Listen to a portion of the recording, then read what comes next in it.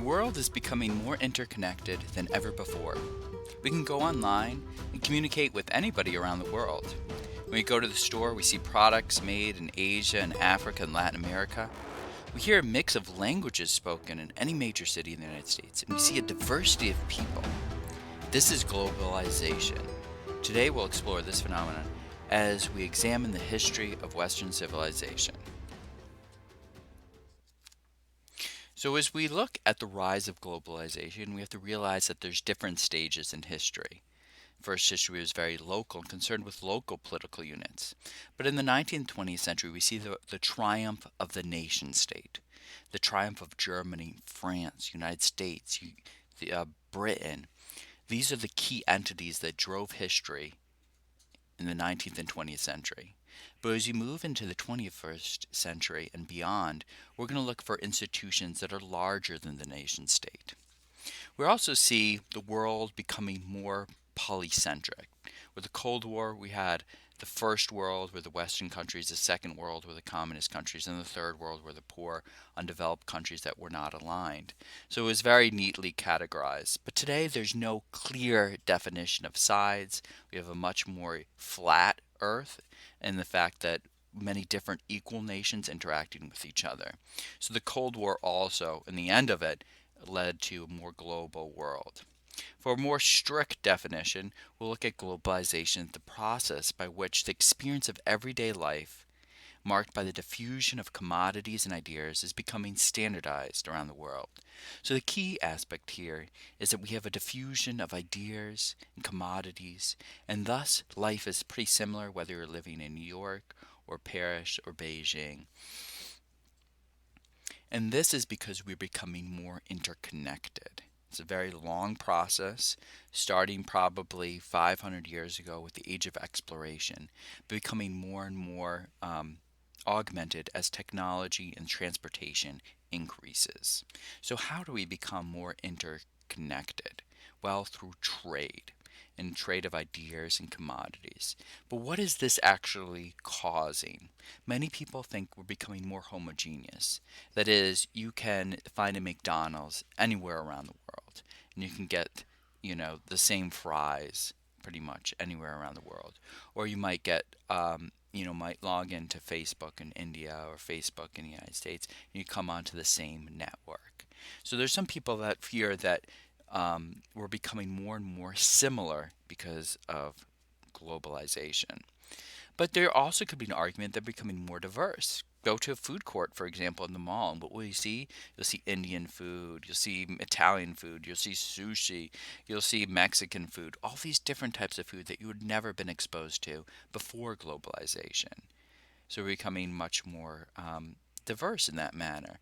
And when we say that we're becoming more homogeneous, more similar, more westernized, if you dig a little bit deeper, you realize that perhaps that's not the case. If you examine like Fox News or something, you realize that it's not an American corporation. A lot of people think it's this American stereotypical corporation, but it's all owned by an Australian who actually lives in the UK. So it's very kind of odd in that sense that things are more complicated the more you dig, the more deeper you dig, and we're actually being exposed to many different things that we probably never would have been before globalization. So at the same time, we're becoming more similar, but at the same time, we're also becoming more diverse, if that makes any sense.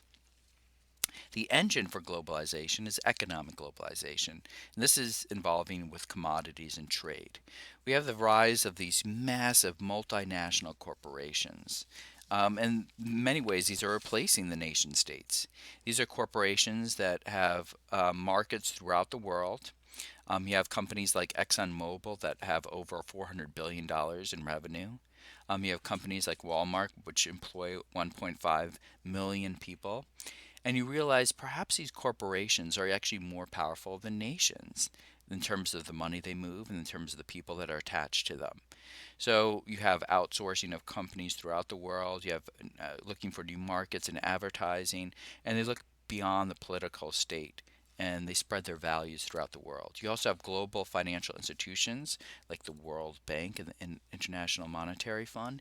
These are global financial institutions that give loans to nation states, so they're larger than that. And then we also see the rise of free trade, and each year there's more and more global trade because there's less tariffs and less quotas. And so we see trading blocks like NAFTA, the North American Free Trade Agreement, which facilitates trade between Canada and the United States and Mexico. You see the Association of Southeastern Asian Nations, another free trading bloc, and they can move goods without any paying any taxes. And so we're seeing the barriers of trade breaking down and commodities moving more quickly across borders. In addition to trade and economic globalization, there's also communication. You see English as a common language and business and politics. And English facilitates this communication between all these different parties around the world. Uh, if you go back a century, you see the rise of the telephone, being able to pick up a receiver and being able to talk to somebody far away, which is an amazing accomplishment. Then you see the rise of transportation, trains, airplanes, faster boats, and that we can get anywhere around the world, within a reasonable amount of time. And so we can take a flight to Europe or to Asia and be there in person, something that would have taken months prior. But most importantly, we see the internet as a way that connects people. So you can be commenting on a post, a blog post written by somebody in a different country, and you can responding to another person written in a completely different area of the world, and it just brings everybody together. So in an intimate, really fashion. Then we see cultural exchange. And one great example is I was studying abroad in the late 90s and in Europe, and this was the same time the movie Titanic came out. And I would go into a little Italian coffee shop, and Celine Dion's song to Titanic, which you probably don't remember, would come on there. So I'm sipping my cappuccino in this Italian setting, and all of a sudden I hear the theme song for this American movie Titanic. You can't escape it. You couldn't escape it. So whether it's movies or music, I'm sure there's people in remote villages in Latin America that are more up to date on what's happening in American music than I am. So media is a huge cultural communication. Music, obviously, another way that people just cross barriers and cross boundaries and connect with people. Food, like I mentioned, you go to a food court and you can see what's the latest craze, and we're getting more authentic food. So we're getting authentic Indian food or Chinese food or Japanese food, Middle Eastern food. All the different varieties of Mexican food and European style food, and I've just had a great Moroccan food and Ethiopian everywhere. Just great diversity, and to think that everybody just had a national diet and were exposed only to local cuisine, but now the case is that we are familiar with so much more. Clothing, like I said, there's a huge international market for clothing. Very unlikely that you'll find anything produced in the United States or Maryland or Columbia or anything. You're most likely to find clothes made all around, designed by different people from around the world. And again, this cultural exchange is pretty amazing. Now, there's some limits to this globalization and this common thread. And there's two theories. There's one called The Clash of Civilizations by Samuel Huntington. It says rather than becoming a global world, we're actually becoming a world based on civilizations. He highlights Western, Confucian, Japanese, Islamic, Hindu, Slavic, Orthodox, Latin American, and African civilization.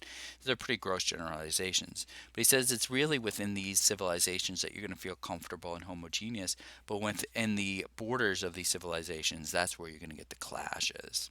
So that's one theory. And then there's another theory by Benjamin Barber called Jihad versus Mech World. Mech World Representative McDonald's represents a very bureaucratic, sterile environment where everything is the same and very stable, and there's no local variety. And then he looks at Jihad as an example of, in a very general sense, where there's a strong local identity, strong sense of community, solidarity among neighbors, and hostility to foreigners. And so you see these two different types of perspective. One which wants kind of a bland, homogeneous, um, standardized world, and the other one which is very local and very resistant to foreigners and bit of exclusive. They don't want to lose their local traditions. So there's, these two individuals, I guess, if you could um, reduce it to that, that have a different view of globalization, whether it's good or bad. So now let's look at some regional powers. When you think of the United States in the West, I guess, the United States is the leader of the Western world. We see that America as a sole superpower has incredible economic power, and perhaps is creating a common culture through its economy. The fact that, all these American corporations like Facebook and Google, and McDonald's, and, ExxonMobil and Walmart, they can just force other countries to lose their common identity and kind of go to this more generic Western culture. Of course, there's some people that are very hostile to this and think that the United States is killing their local traditions. When we think of the United States, we think of it as a economic and military superpower, using its influence to spread its culture throughout the world. Then we look at Europe as another region in terms of something bigger than nation state, but smaller than globalization, and the strong European community. There's a shared military alliance with NATO. Also, the United States is involved in that. There's a shared currency through many European countries called the euro, so you can go from country to country and use the same currency. That you can move without passports. So there's a lot. They have a European government and parliament. So you have a political unit that's bigger than the nation state. So, Italy and France and Spain, they've lost some of their autonomy, and they're also subject to European Union. Now, obviously, there's some dissent. There's some people that don't like the fact that certain members, like Greece or Spain, don't have as strong economy, and they need to be kind of bailed out. There's people that think this common currency might be bogging down some countries, and so there's some people that are obviously against the European Union and this integration on a more regional level. Then we look at East Asia, the Pacific Rim, and the story there is the growth of the economic power. At first, it was Japan in the 1980s. The Japanese economy was on fire, and it looked like it would surpass the United States, but it didn't. And it kind of moved to the Asian tigers. These are the small countries like Taiwan and South Korea. You also look to Hong Kong and Singapore, and they had an incredible economy in the 1990s, very vibrant and fast economic growth. And then really in the 2000s, the 21st century, I guess, it's China that's kind of led the way, is the manufacturer of the world, and their economy has just been growing at an exponential rate.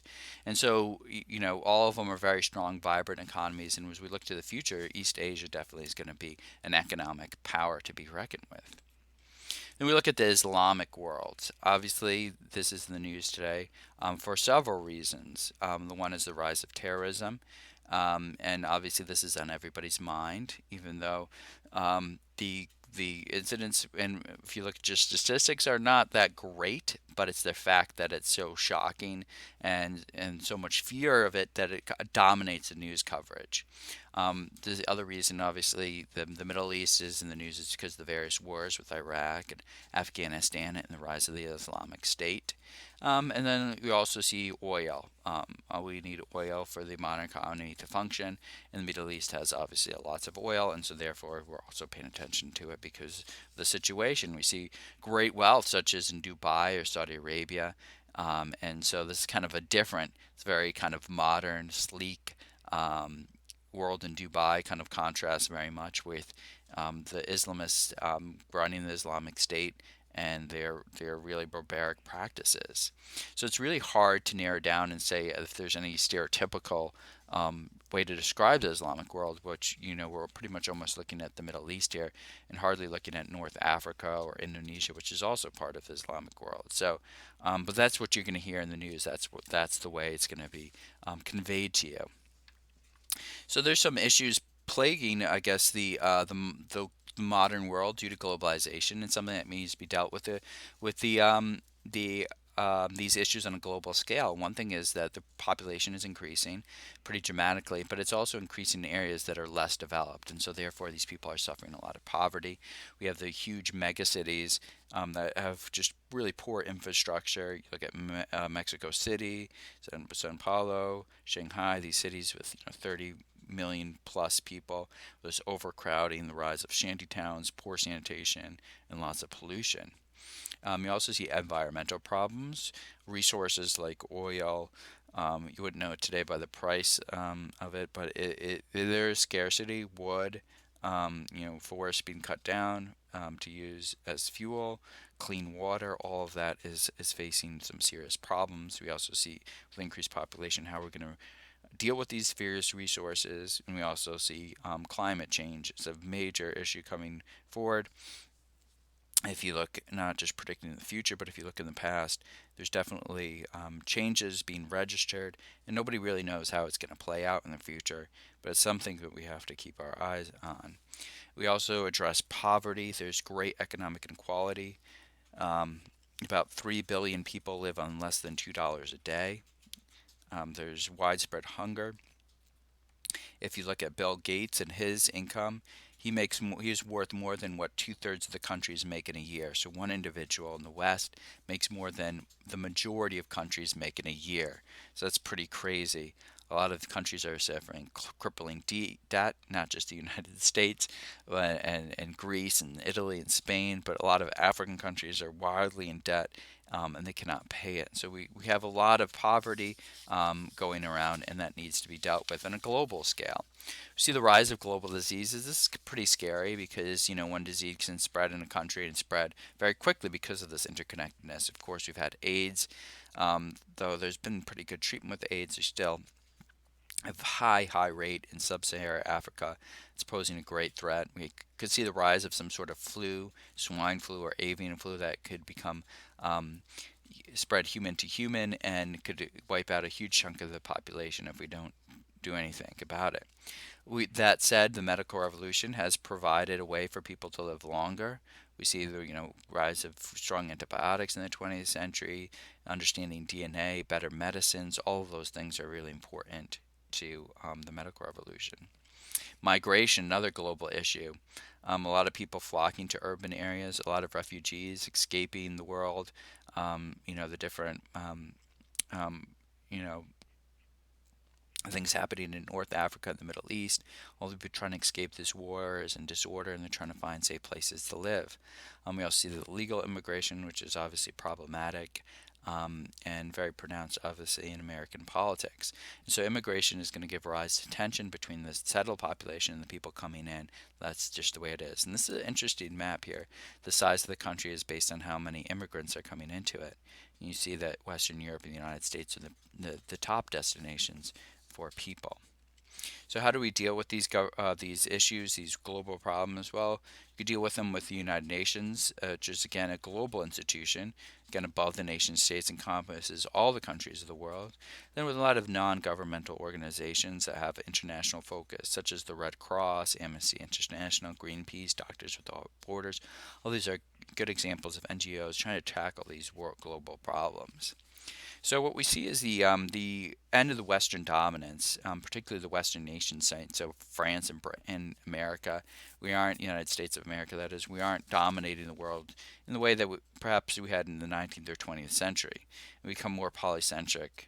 There's very powerful players in Asia, the Middle East, Africa, and there's questions, obviously there's good things about globalization to communication and the ability to be more diverse, but there's also some problems that we're facing as well. New tensions, all the environmental issues as well, the inequality, all those issues need to be addressed as well. So globalization is happening, whether or not you like it. It's an interesting phenomena, and it has many different facets, from economic to cultural to political.